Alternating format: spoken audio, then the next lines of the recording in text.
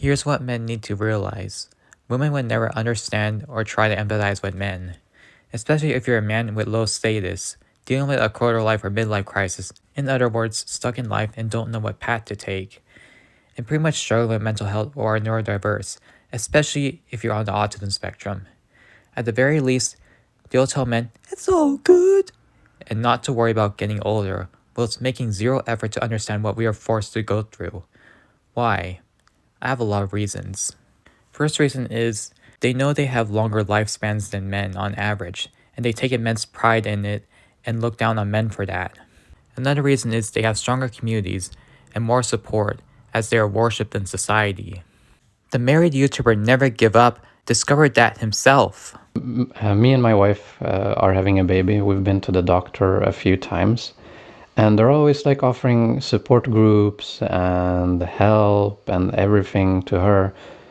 But there's no one saying anything about me. There's no one is like, oh, the dad, here's like things to do as a father or prepare for as a father. There's nothing like that. It's only just like women and for women. And Oh, still not convinced? Take what this field of male transgender discovered himself. But he just sees as the villain.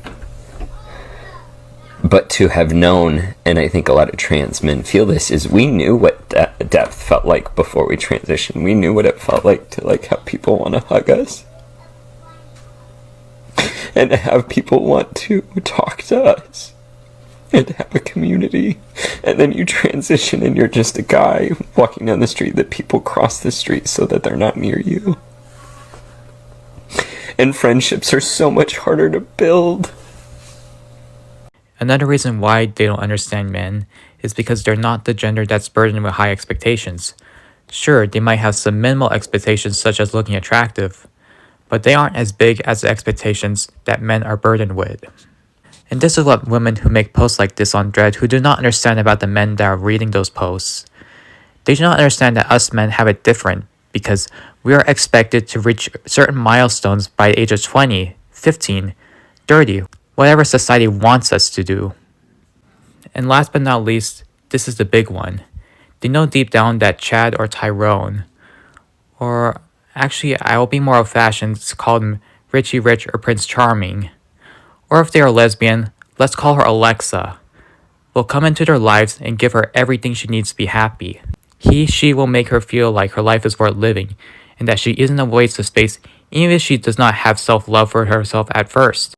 And yes, I'm implying that the statement, accept yourself before others accept you, actually only applies to men. Why? Because at the end of the day, society deems us men as doers and not as human beings.